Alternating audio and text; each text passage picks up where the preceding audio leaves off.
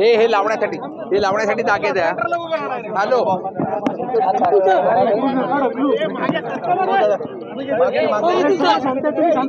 अरे अरे अरे अरे यार काय लोक भुजबळ असतील, अजित पवार असतील, त्यांचे चेले चपाट त्यांच्या मुख्यमंत्री पदाचे बॅनर लावत आहेत. आपण जेव्हा अयोध्येला जाल तर आम्हाला साकडं घाला की परत त्या तिघांच्या ऐवजी मलाच अगोदर आशीर्वाद दे, परत मुख्यमंत्री पदाची संधी आणि मोका मलाच दे. बोला बोला याच्यावर बोला. अरे बाबा, तुम्ही जे मनापासून बोलताय अशाच शुभेच्छा तुम्ही दिल्या त्याबद्दल धन्यवाद. फक्त एवढंच सांगतो, त्याला अजून वेळ आहे. आता आम्हाला पहिलं प्रधानमंत्री मोदी साहेबांना आम्हाला पंतप्रधान बनवायचं आहे. आणि त्यांनी जे म्हटलंय की खरं म्हणजे ज्या 9 वर्षामध्ये त्यांनी काम केलेलं आहे, या देशाला एक एवढ्या उंचीवर नेलं आहे. जगभरामध्ये या देशाचं नाव लौकिक वाढवलेलं आहे. त्यामुळे या जे त्यांचा जे संकल्प आहे त्यांनी घेतलेला की अब की बार 400 पार, तर मी सांगतो फिर एक बार मोदी सरकार आणि महाराष्ट्र में 45 पार. साहेब 10 तारखेला ये नासिक को मिला है. ये नेशनल यूथ फेस्टिवल में पूरे देश भर से युवा आएंगे और पार्टिसिपेंट कम से कम 8000 लोग इसमें शामिल होने वाले हैं. और हज़ारों की तादाद में लोकल जो आर्टिस्ट हैं, लोकल स्पोर्ट्समैन हैं, वो सब इसमें शामिल हो जाएंगे.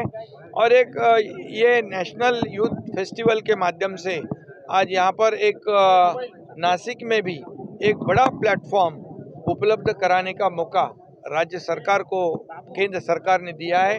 पहले दिन ओपनिंग में खुद आदरणीय प्रधानमंत्री नरेंद्र मोदी जी स्वयं उपस्थित रहने वाले, इसलिए यह भी बहुत बड़ा आकर्षण है.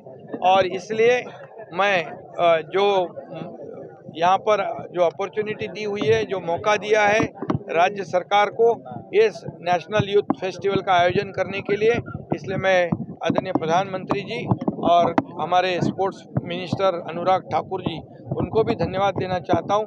इसके बहाने ये तो 8,000 लोग पूरे देश भर में से आएंगे, यहाँ पर वो पार्टिसिपेंट हो जाएंगे. और एक ही जगह पे इवेंट नहीं है, 5-6 जगह पर इवेंट है. ये परफॉर्मेंस जो है ये के लिए बड़ा प्लेटफॉर्म यहाँ पर मिला है. लोकल भी आर्टिस्ट है, लोकल भी स्पोर्ट्समैन है, लोकल नागरिक है. हमारी जो महाराष्ट्र की संस्कृति है, महाराष्ट्र की जो कला है, हमारी परंपरा है, उसे भी पेश करने का मौका इस नेशनल यूथ फेस्टिवल के माध्यम से जरूर देश भर में जाएगा. और इसलिए इस शहर को सजाने के लिए यहाँ की स्वच्छता, यहाँ की पेंटिंग, यहाँ की रोशनाई, ये सब करने का मौका यहाँ मिला. इसलिए पूरी हमारी जो प्रशासन की टीम है ये पूरी तरह तैयार है, वो काम कर रही है. रोड शोचं पण नियोजन केलेलं आहे. आता तिथून प्रधानमंत्री महोदयांच्या कार्यालयाकडून परवानगी साठी ते आपण त्यांच्याकडे निवेदन दिलेलं आहे. पण मोठ्या प्रमाणावर लोकांमध्ये उत्साह आहे.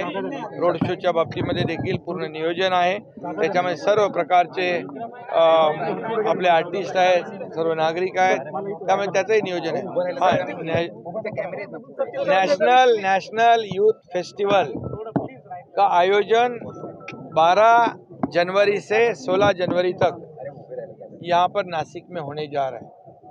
ये बहुत ही रस्ते धुण्यापासून शहरामध्ये लाइटिंग करणे असेल, स्पीकर असेल, पेंटिंग करणे असेल, अशा असंख्य सूचना दिल्या. साधारणतः किती दिवसात हे सगळे काम? नाही, हे काय आता काम सुरू आहे आणि 12 तारीख आहे, 3-4 दिवस आणखी आहेत.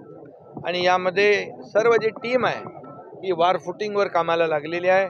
त्याच्यामध्ये काही लोक याच्यातले एक्सपर्ट आहेत, त्यांना आपण आउटसोर्स करतोय. कारण सर्व स्वच्छता झाली पाहिजे. जसं आपण डीप क्लीन ड्राईव्ह करतो, डीप क्लीन ड्राईव्ह, तशाच प्रकारचं हे शहर अगदी पंढरपूरलाही केलं आपण. आणि थांबा रे बाबा, आणि याच्यामध्ये स्वच्छतेला महत्त्व दिलं जाणार आहे. त्याच्याच बरोबर लोकल आर्टिस्ट जे आहेत, पेंटिंग करणारे आहेत, त्या कॉलेजेस त्यांना आपण ह्याच्यात इन्व्हॉल्व करू. वॉल पेंटिंग असेल, ब्रिज असेल, त्याची लाइटिंग असेल, रोषणाई असेल, हे सगळं जे आहे हे या माध्यमातून बिलकुल या संधीमुळे या नॅशनल यूथ फेस्टिवल जी संधी आयोजनाची मिळाली आहे त्यामधून हे सर्व आपण करणार आहोत. देशपातळीवरची मोठी संधी आहे. नाही, बिलकुल ही संधीच आहे. खरं म्हणजे महाराष्ट्राची संस्कृती, महाराष्ट्राची परंपरा आणि नाशिकचं जे वैशिष्ट्य आहे हे याच्या माध्यमातून आपल्याला चांगली संधी आहे. मी म्हणेल चांगली संधी आहे आणि म्हणून या संधीचं पूर्ण सोनं झालं पाहिजे आणि येणारा प्रत्येक जण जाताना आनंदी होऊन गेला पाहिजे.